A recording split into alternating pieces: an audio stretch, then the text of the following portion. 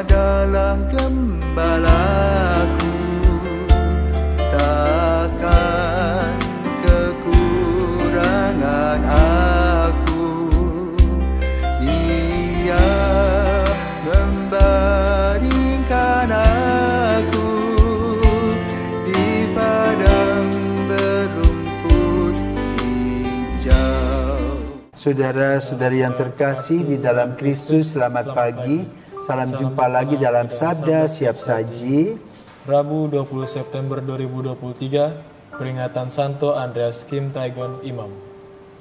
Marilah kita berdoa dalam nama Bapa dan Putra dan Roh Kudus. Amin. Marilah kita bernyanyi dengan gembira memuji kejayaan para kudus yang dibunuh demi Kristus. Berkat iman yang kuat dan dibantu oleh rahmat, mereka bertekad bulat setia sampai akhir hayat. Meskipun diancam maut, tidaklah mereka takut, sebab Tuhan mendampingi dengan kuasa ilahi. Mari mohon pada Tuhan agar kita digabungkan pada rombongan pahlawan sepanjang segala zaman. Tuhan, pandanglah dengan rela doa kami pada pagi ini, dan terangilah kegelapan hati kami dengan sinar rahmat-Mu yang menyembuhkan. Semoga kami dapat menguasai dorongan nafsu yang menggelapkan hati, sebab Engkau telah menyinari kami dengan cahaya rahmat surgawi. Demi Yesus Kristus Putra-Mu dan pengantaran kami yang hidup dan berkuasa bersama Dikau dan Roh Kudus, kini dan sepanjang segala masa. Amin. Tuhan bersamamu Dan bersama roh-Mu. Inilah Injil Yesus Kristus menurut Lukas. Dimuliakanlah Tuhan.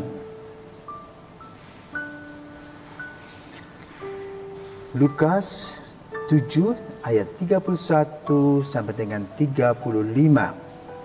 Sekali peristiwa berkatalah Yesus kepada orang banyak, dengan apakah akan kuumpamakan orang-orang dari angkatan ini? Mereka sama dengan anak-anak yang duduk di pasar dan berseru-seru. Kami meniup seruling bagimu, tetapi kalian tidak menari. Kami menyanyikan kidung duka, tetapi kalian tidak menangis. Sebab ketika Yohanes Pembaptis datang dan ia tidak makan roti dan tidak minum anggur, kalian berkata, ia kerasukan setan. Kemudian anak manusia datang, ia makan dan minum, dan kalian berkata, lihatlah seorang pelahap dan peminum, sahabat pemungut cukai dan orang berdosa. Tetapi hikmat dibenarkan oleh semua orang yang menerimanya. Demikianlah sabda Tuhan. Terpujilah Kristus. Selamat pagi, Romo. Selamat pagi, Adi. Saya sempat bertanya-tanya, Romo. Tentang? Kan Tuhan Maha Kuasa. Dan juga waktu Tuhan Yesus turun, tujuannya supaya manusia semua bertobat.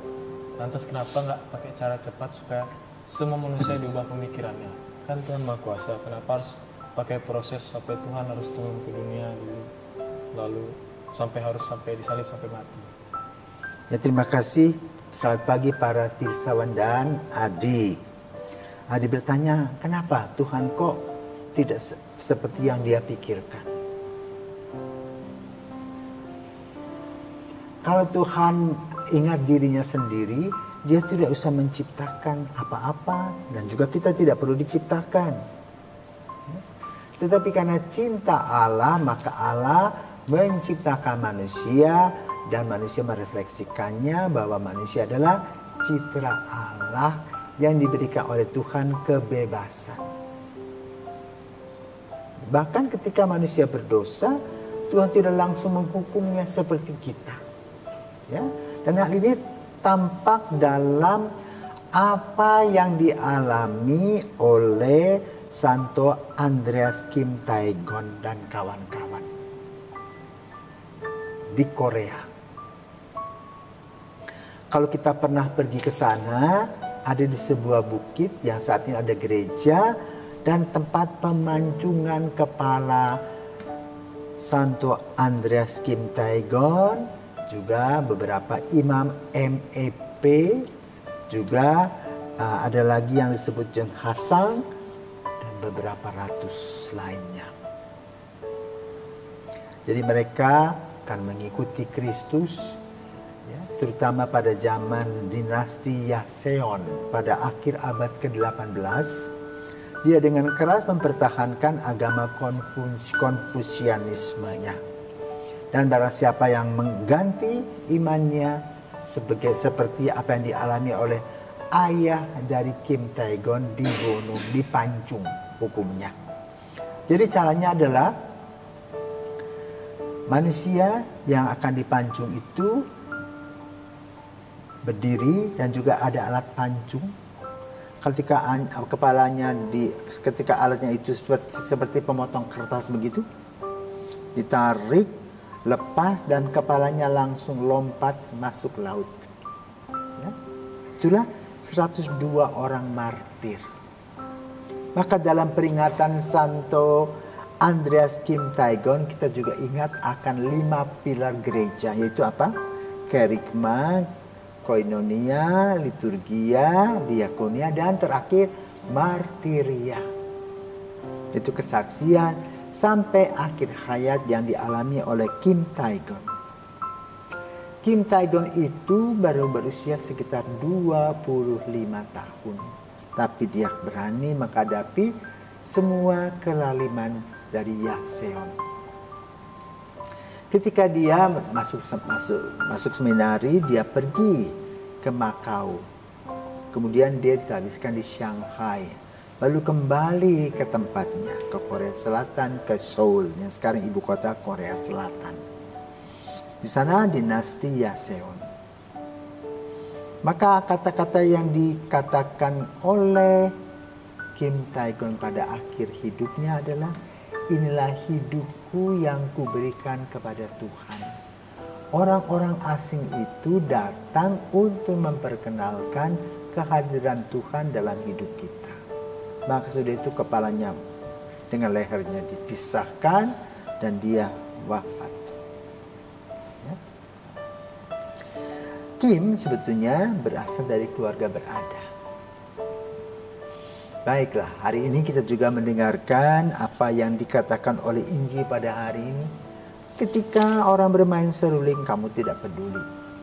Cukup banyak orang yang tidak peduli kepada pewartaan kasih Kristus. Maka kita sebetulnya beruntung karena apa? Kita digiring istilahnya. Tetapi digiring ke tempat keselamatan. Sebagaimana Kim Tae-gon merasa bahwa hidup mengikuti Kristus bukanlah sebuah kesia-siaan, tetapi merupakan berkat dan rahmat. Maka ketika mereka diiring, ya, bergiliran satu persatu di kepalanya dipancung, mereka tidak ada yang lari dengan mengatakan aku mengakui Konfusianisme, tetapi tidak, tetap memegang Kristus sebagai juru selamat. Maka mereka bukan bermain ketika Tuhan meniup seruling, tetapi mereka betul mendengarkan seruling yang indah, yaitu sebagaimana dikatakan oleh para malaikat dalam lagu Kudus, Kudus, Kuduslah Tuhan Allah segala kuasa, surga dan bumi penuh kemuliaan. Itulah yang ada di hati mereka ketika mereka mengalami kepedihan secara duniawi. Maka kita pun juga perlu belajar dari orang-orang kudus yang jumlahnya 102 orang ini, yang betul-betul setia kepada Yesus. Dan kesetiaan itu dibayar dengan penderitaan secara jasmani karena iman yang menumbuhkan. Siapakah yang berani? Kita berani. Mungkin kita pikir 2 kali ketika maut menjemput kita dengan cara itu. Tapi Yesus mengingatkan kepada kita, ayo, aku datang untuk membawa roti kehidupan. Dan Yesus membandingkan dengan umat Israel yang ketika Yohanes Pembaptis datang memberitakan tentang bertobatlah, luruskanlah jalan Tuhan, kerajaan Allah sudah dekat, orang tidak peduli.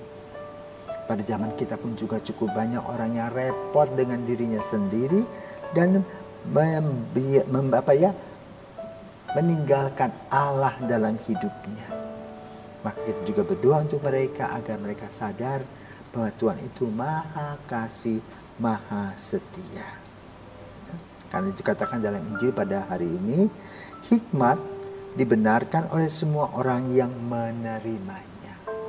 Selamat menggodok, mengolah iman dalam kehidupan nyata sehari-hari, sebagaimana Santo Andreas Kim Taegon dan kawan-kawan yang mengatakan, siapa takut. Selamat pagi, Tuhan memberkati.